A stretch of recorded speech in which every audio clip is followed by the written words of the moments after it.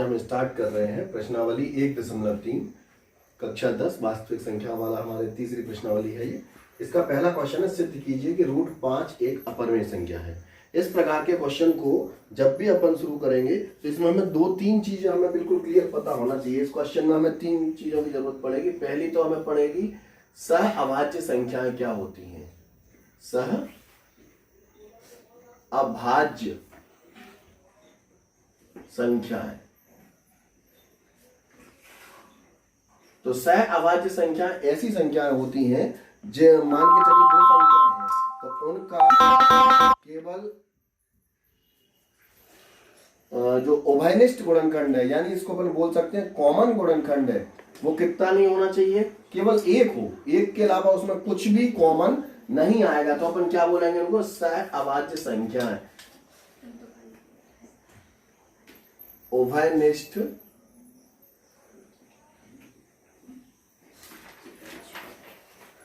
गुणनखंड क्या होगा, इनमें केवल एक होता है, तो ये संख्या हमारी कहलाएंगी अभाज्य संख्या। और एक और चीज आप इसमें पढ़ेंगे, प्रमेय 1.3।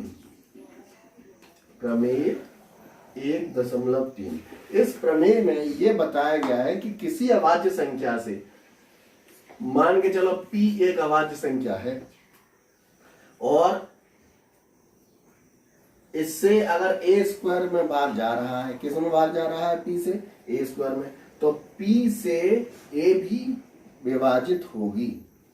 अगर p से a की घात 2 विभाजित होती है तो p से a भी विभाजित होगी। ये प्रमेय 1.3 है। तो हम इसमें क्वेश्चन में शॉर्ट में यूज करेंगे इनका, इसलिए हमने आपको दोनों चीज बता दी। पहली चीज क्या बताई हमने आपको, सह अभाज्य संख्या है। सह अभाज्य संख्या कौन सी होती है, ऐसी संख्या जिसमें उभयनिष्ठ गुणनखंड केवल एक हो, मतलब एक के अलावा कुछ भी नहीं हो।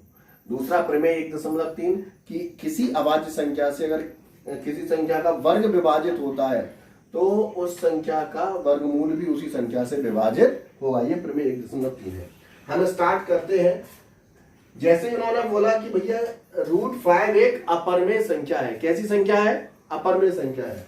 तो सबसे पहले अपन ये मान के चलते हैं कि माना √5 एक परिमेय संख्या। हम उल्टा बोल देते हैं, इन्होंने बोला अपरिमेय, हम उसको क्या लेके चल रहे हैं, परिमेय।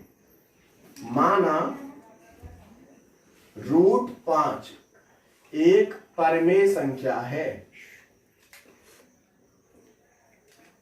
परिमेय संख्या है, ठीक है। अब परिमेय संख्या तो हम जानते हैं, परिमेय संख्या को अपन किस रूप में लिख सकते हैं, p/q के रूप में। तो अतः इसे p/q रूप में लिखा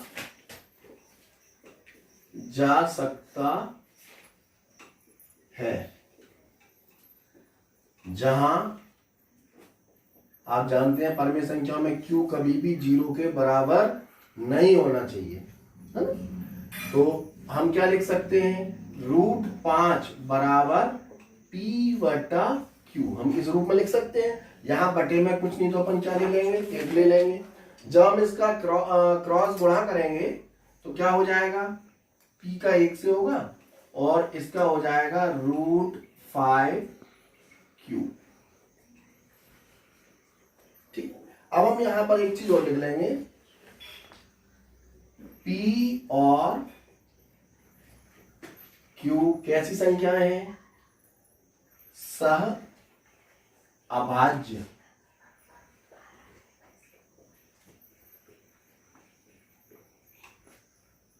संख्याएं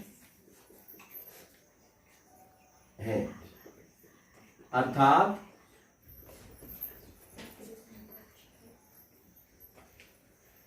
उनका उभयनिष्ठ गुणनखंड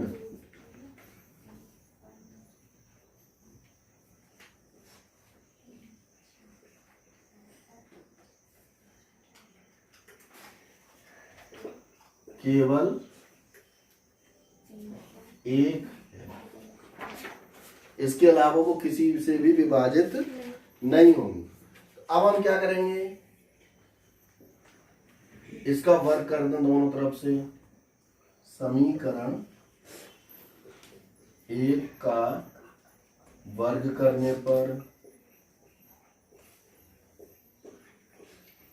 क्या हो जाएगा, इधर तो हो जाएगा p का वर्ग और इधर हो जाएगा √5q का वर्ग। p का वर्ग तो ऐसे ही रहेगा p वर्ग, √5 को अपन क्या लिखेंगे 5q का वर्ग। अब हम इसमें देख रहे हैं p वर्ग के बराबर में क्या है 5q वर्ग, यानी ये p वर्ग किससे विभाजित हो जाएगा हमारा 5 से। अतः स्पष्ट है कि p वर्ग 5 से विभाजित होता है या विभाजित है। किससे विभाजित है 5 से विभाजित है। अभी हमने आपको प्रमेय 1.3 बताई थी, उसमें बताया था कि अगर कोई संख्या का वर्ग किसी अभाज्य संख्या से विभाजित हो रहा है तो उसका वर्गमूल भी उसी संख्या से विभाजित होगा। तो यहां पर हमने लिखा है कि यदि p वर्ग 5 से विभाजित होती है तो अकेला p, अतः p भी 5 से विभाजित होगा। क्यों होगा, ब्रैकेट में आप लिख देना प्रमेय 1.3 से। अगर आप चाहें तो प्रमेय लिख सकते हैं, इतना ही शॉर्ट में देना पर्याप्त है। अब इसके बाद में ये 5 से विभाजित हो रहा है p, इसका मतलब ये 5 का गुणज है। क्या है 5 का गुणज। तो अपन अब इसमें p बराबर 5c रखने पर क्या रख दें 5c रखने पर, 5c क्यों रखा, c हमने कोई ऐसा ही एक चर ले लिया है, जरूरी नहीं आप a भी ले सकते हैं, कुछ भी ले सकते हैं। तो 5c क्यों रख रहे हैं, क्योंकि इसमें क्या है 5 के गुणनखंड हैं सारे। अब हम इसको देखते हैं आगे, तो क्या रखेंगे अपन इसमें 5c रखेंगे। कहां पर, समीकरण 2 में। तो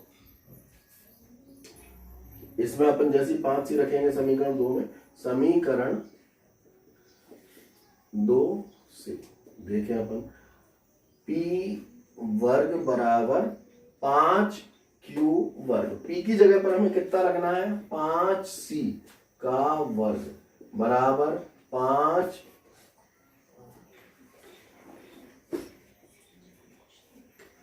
q का वर्ग। इसका जब अपन वर्ग खोलेंगे तो 25c वर्ग बराबर 5q वर्ग। अब आप देख रहे हैं यहां 5 से ये कट जाएगा, 25, तो 5c वर्ग बराबर q वर्ग। ये अब हमारी ऐसी स्थिति आ गई समीकरण 2 जैसी। समीकरण 2 में हमने देखा था कि p वर्ग बराबर 5q वर्ग था, यहाँ q वर्ग बराबर 5c वर्ग है। यहां हमने लिखा था कि p वर्ग किससे विभाजित हो रहा है 5 से, तो यहां पर q वर्ग किससे विभाजित हो जाएगा 5 से। तो अपन यहां लिख देंगे अतः स्पष्ट है कि q वर्ग 5 से विभाजित है। अतः, और हम जानते हैं प्रमेय 1.3 क्या बोलते हैं, किसी संख्या का वर्ग अगर किसी अभाज्य संख्या से विभाजित है तो उस संख्या का वर्गमूल भी उसी संख्या से विभाजित होगा। तो q वर्ग 5 से विभाजित है, अतः q भी 5 से विभाजित होगा। अब अभी थोड़ी देर पहले हमने क्या लिखा था कि p और q कैसी हैं, दोनों सहअभाज्य संख्याएं हैं, अर्थात उनका उभयनिष्ठ गुणनखंड क्या है केवल 1 है। जबकि यहां हमने बताया कि p भी 5 से विभाजित हो रहा है और q भी 5 से विभाजित हो रहा है। तो हमने जो मान के चले कि भैया कि ये सहअभाज्य संख्या है, वो हमारी मानना कैसा हो गया, गलत हो गया। तो यहां लिख देंगे अतः p और q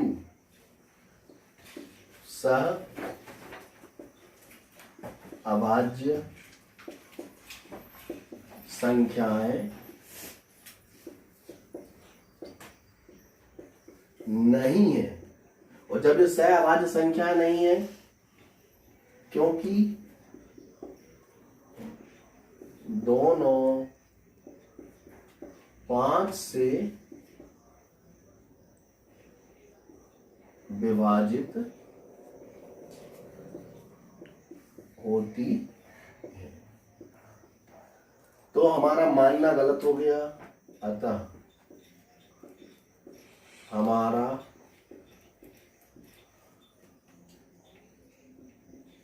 मानना, क्या मानना, कि √5 एक परमेय संख्या है, एक परमेय संख्या है,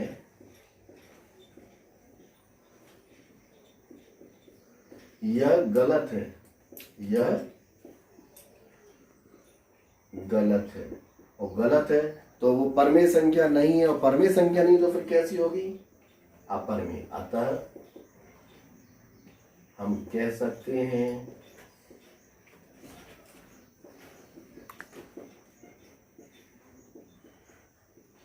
कि √5 एक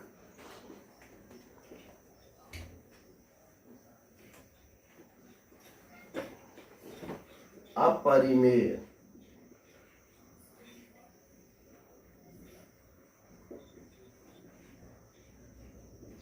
संख्या सिद्ध हुआ। ठीक, तो अब अपन स्टार्ट करते हैं क्वेश्चन नंबर 2। इसमें है सिद्ध कीजिए 3 धन 2 √5 एक अपरिमेय संख्या है। इसके पहले हमने क्या सिद्ध किया कि √5 एक अपरिमेय संख्या है।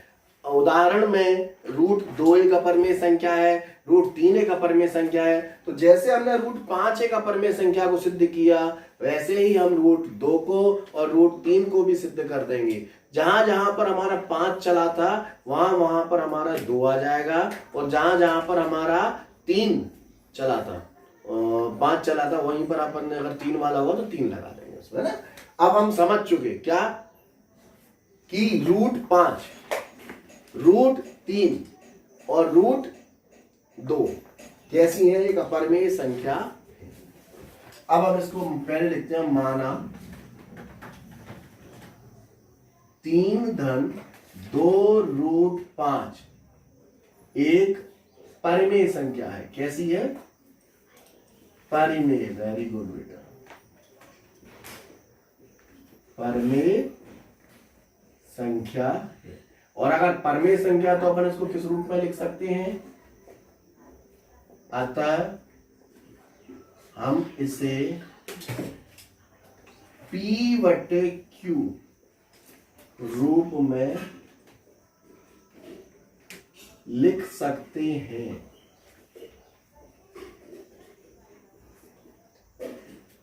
जहां Q हमारा कभी भी बराबर नहीं होगा किसके, 0। तो अपन लिखेंगे P/Q बराबर 3 धन 2 √5। आ रहा है समझ में।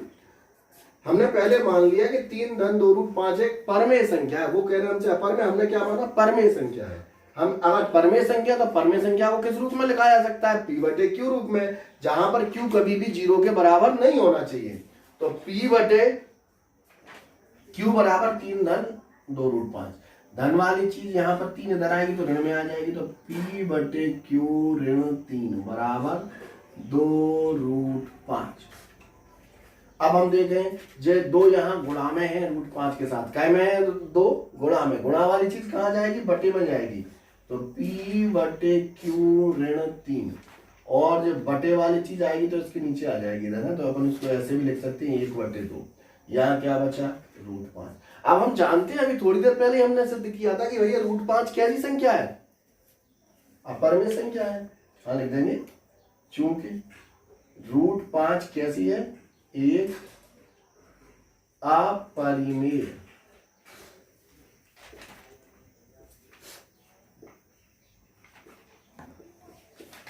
संख्या है। और जब ये √5 अपर में, तो इसके सामने वाला ये सब भी कैसा हो जाएगा, अपर में। अतः P/Q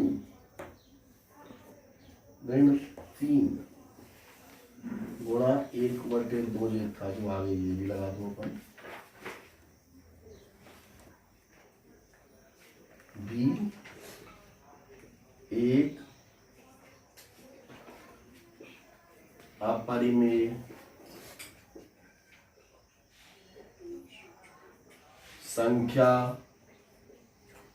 होगी। अतः अब अपन लिख सकते हैं कि 3-2√5 एक अपरिमेय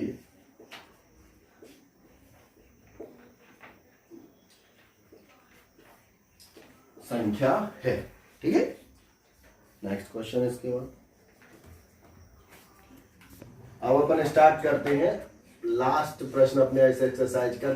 सिद्ध कीजिए कि निम्नलिखित संख्या अपरिमेय है।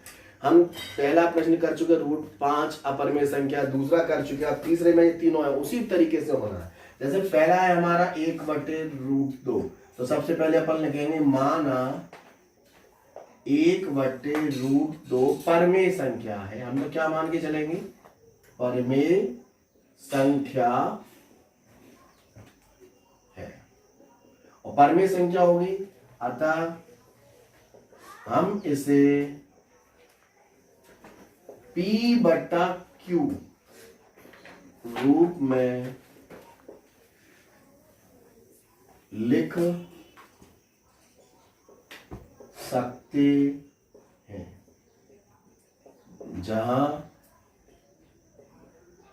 Q बराबर नहीं होगा 0 के। तो हम इसको लिख देंगे P/Q बराबर 1/√2। क्यों लिख रहा है, क्योंकि हमने ये माना कि ये परमेय संख्या है। अब हम क्रॉस मल्टीप्लाई करेंगे तो Q बराबर क्या हो जाएगा, √2P। ठीक है, P बटे में आ जाएगा तो क्या हो जाएगा, Q/P बराबर √2। हम जानते हैं कि जब भी थोड़ी देर पहले हमने क्या सिद्ध किया था कि √5 एक अपरिमेय संख्या, तो √2 भी कैसी हो जाएगी, चूंकि हम जानते हैं कि √2 एक अपरिमेय संख्या है।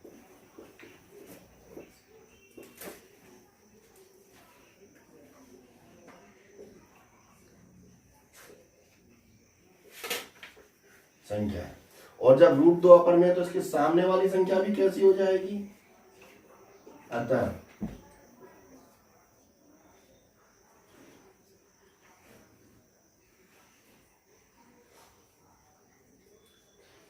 एक बटा √2 एक अपरिमेय संख्या है।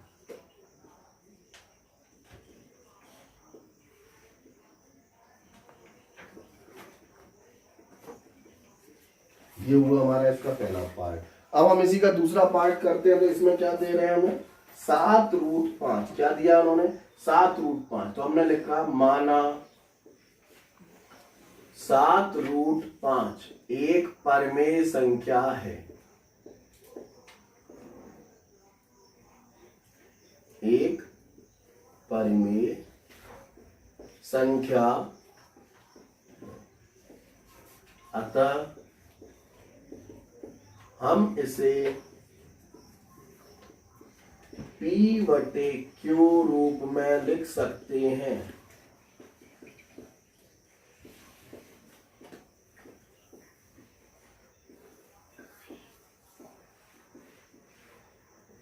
जहां Q कभी भी कैसा नहीं होना चाहिए, बराबर नहीं होना चाहिए 0 के, यानी 0 के। अब हम क्या लिखेंगे, P/Q बराबर 7√5। यहां पर 7 और √5 के बीच में कोई निशान नहीं, क्या है, गुणा में है। तो हम इसको गुणा वाली चीज को क्या में ले जाएंगे, बटे में। तो 7/Q और ये 7 कहाँ आ जाएगा, यहाँ बटे में आ जाएगा, तो क्या बचेगा √5। जैसे ही √5 आया तो अपन लिख देंगे हम जानते हैं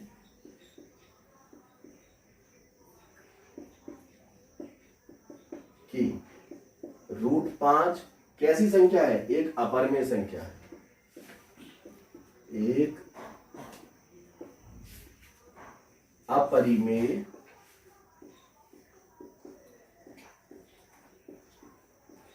संख्या है। अतः इसके सामने वाली भी अपरिमेय होगी, अतः हम कह सकते हैं 7√5 एक अपरिमेय संख्या है। इसके बाद में हम इसका तीसरा पार्ट और करते हैं। माना तीसरे का आखिरी प्रश्न है एक्सरसाइज का हमारा ये 6√2 कैसी संख्या अपरिमेय, तो हम लिखेंगे माना 6√2 एक परिमेय संख्या है। हम मान के चलते हैं परिमेय संख्या,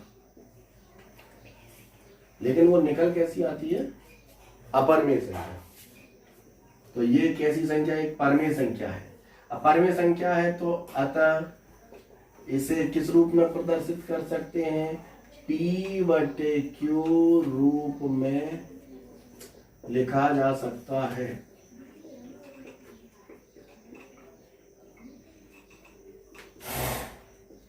जहां Q कैसा होगा, बराबर नहीं होगा 0 के, तो अपन लिख देंगे P/Q बराबर 6 धन √2। धन की चीज इधर क्या में आएगी, ऋण में आएगी, तो P/Q बराबर ऋण 6 बराबर √2। जैसे ही √2 आया तो अपन लिख देंगे हम जानते हैं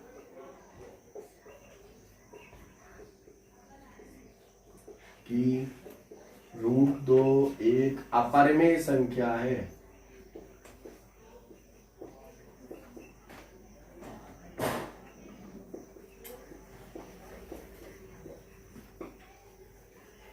अतः इसके सामने वाली भी पूरी अपरिमेय होगी, तो फिर अतः 6 धन √2 एक